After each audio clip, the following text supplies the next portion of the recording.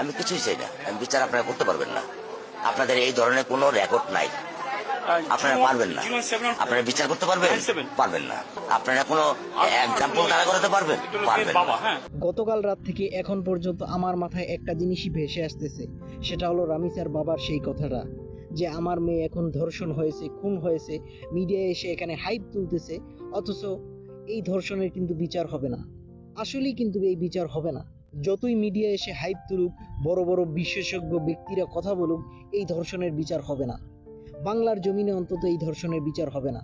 কেউ একটা উদাহরণ দিতে পারবে না যে আজও পর্যন্ত বাংলাদেশে একটা ধর্ষণের বিচার হয়েছে এবং প্রকাশ্য দিবালোকে সবার সামনে বিচার হয়েছে। এটা হচ্ছে না ভাই, বাংলাদেশে হচ্ছে না। কেন যে হচ্ছে না সেটাই বুঝতেছি না। আমরা সংখ্যায় শুধুমাত্র বলতেছি আমরা মুসলিম কান্ট্রি, অথচ মুসলিম কান্ট্রির যে গুণাগুণ থাকার কথা, মুসলিম কান্ট্রি বাদ দিয়ে দিলাম, আর একটা সাধারণ দেশের সাধারণ নাগরিকদের যে অধিকারগুলো নিশ্চিত হওয়ার কথা, সেই অধিকারগুলো কিন্তু আমরা পাচ্ছি না। সে সরকার যেই হোক না কেন, আমার সরকারের দিকে তাকানোর প্রয়োজন নাই। আপনি ক্ষমতায় আসেন না আসেন, আর কে আসেন, ওইটা তো আমার দেখার বিষয় না। আমার দেখার বিষয় হলো আমি জনগণ হিসেবে একটা রাষ্ট্র থেকে কি অধিকারগুলো পাচ্ছি, কি নিরাপত্তাগুলো পাচ্ছি, সেইটা হলো আমার জানার বিষয়। এখন আসল কথা হলো, যখন আমি এখন কথা বলতেছি, এই আমি যদি ক্ষমতার চেয়ারটা পেয়ে যাই, তখন আমার মুখে আর কোনো বুলি আওড়ায় না, তখন আমার কোনো আর প্রতিবাদ থাকে না। আমি আমার শরীরের রক্তকে তখন হিমশীতল বরফ দিয়ে ঠান্ডা করে নিজের ওই ক্ষমতার চেয়ারই বসে থাকি। এই যে স্বৈরাচার শেখ হাসিনা আসলো গেল, কত বড় আন্দোলনের মাধ্যমে সারা দেশে একটা তুমুল কাণ্ড তৈরি হয়েছিল। কাদের কারণে তৈরি হয়েছিল? যাদের কারণে তৈরি হয়েছিল তারাও কিন্তু এখন ক্ষমতায় আছে, অথচ এই ধর্ষণের বিরুদ্ধে তারা কিন্তু আওয়াজ তুলতেছে না।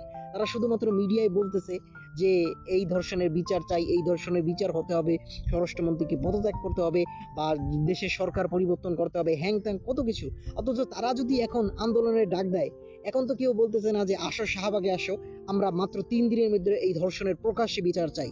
তাহলে কেন হবে না রে ভাই? এক সপ্তাহের মধ্যে দেশকে পরিবর্তন করা সম্ভব, মাত্র এক সপ্তাহের মধ্যে। আপনি যদি জাস্ট নিয়ম আছে, কিন্তু আপনি নিয়মের প্রয়োগ করতেছেন না। আপনি শুধুমাত্র আইনের দোহাই দিচ্ছেন, কিন্তু কোন আইন সেটাই তো বুঝতেছি না। কোন আইনে লেখা আছে যে দেশে ধর্ষণ হতে হবে? কোন আইনে লেখা আছে যে একটা 7 বছরের মেয়ে ধর্ষণ হবে? কোন আইনে লেখা আছে একটা ভার্সিটিতে পড়ুয়া মেয়ে ধর্ষণ হবে? কোন আইনে লেখা আছে যে প্রকাশ্যে দিবালোকে একজন মানুষকে পাথর মেরে মেরে ফেলা হবে? কোন আইনে লেখা আছে কেউ সরকারের বিরুদ্ধে কথা বললেই তাকে গুলি করে মেরে ফেলা হবে? এখানে কোনো আইন নাই, কিন্তু যখন আপনি বিচার করতে যাবেন তখনই আপনি দেখাবেন দীর্ঘ এক প্রক্রিয়া, তখনই আপনি নিয়ে আসবেন আইনের বই পুস্তক আর যত সব কিচ্ছা কাহিনী।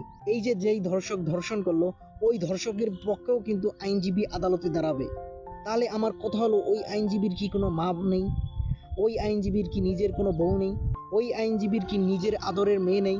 ওই আইনজীবী কি রামিসার বাবার আর্তনাদ দেখেনি? যেখানে ধর্ষক তার নিজ মুখে কুকর্মের কথা স্বীকার করলো, সেখানেও কেন আদালতের দীর্ঘ প্রক্রিয়া পার হতে হবে একটা সাধারণ বিচারের জন্য? আসলে ভাই, এই দেশে কোনোদিন কোনো বিচার হয়নি, আর ভবিষ্যতেও হবে না। আমরা যতই কথা বলি না কেন, মিডিয়াতে হাইপ তুলি না কেন, এই ধর্ষণের বিচার আসলেই হবে না। আমরা শুধুমাত্র এখন ওয়েট করতেছি পরবর্তী আরেকটা ধর্ষণ হওয়ার জন্য, যখন দেখবো যে আবারও সেই জায়গায় যে মিডিয়া হাইপ তুলতেছে, নতুন কোনো কিচ্ছা কাহিনী হচ্ছে, ধর্ষকরা ধরা পড়তেছে, অথচ সেই ধর্ষক সেই খুনের কোনোদিন বিচার হচ্ছে না।